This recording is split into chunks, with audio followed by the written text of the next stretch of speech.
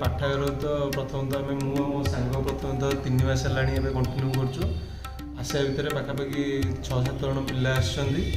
पाठागार सुविधा आप देखिए आम एपट एरिया कौन पाठागार गवर्नमेंट किसी जो भी देखो पाठागार कौटी ना ये देखा गले गोटे भल पाठागार अच्छी एठाकर माने स्वच्छता को बहुत भलसे मेंटेन करा बहीपत्र जेहेतु नुआ खोला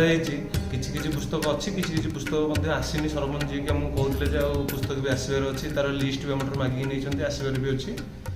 बहुत सुंदर रोचे परिवेशटा पढ़ार माहौल बहुत भल रोचे। मो ना शुभम खुंटिया मु आसला अक्टोबर मसरू अक्टोबर फास्ट वीक रु मु मो सांग आम दिज आसलु कथबार्ता हो जो आम सरपंच जी अच्छा सहित कथबार्ता है सी आमको कहले हाँ तुमने आसिक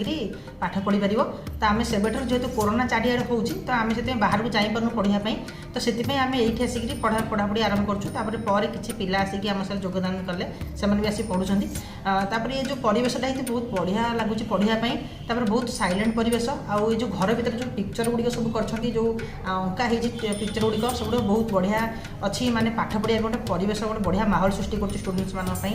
आउ जो मैंने भी बहुत पिला आसती किसी पिला आसती पढ़ती किसी दिन जाती कि आम कंटिन्यू 3 मास है पढ़ापढ़ी करूँ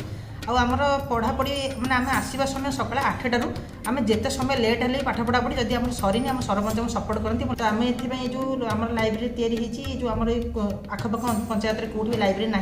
किंतु यही पंचायत लाइब्रेरी तैयारी आमको भारी खुशी लगुच आमको पाठपढ़े सहयोग कर पंचायतर सब कर्मचारी मानक से सरपंच को अन्य कर्मचारी मानक धन्यवाद चाहूँ। मो ना हूँ राजेश कुमार साहू मुझे लाइब्रेरी आसी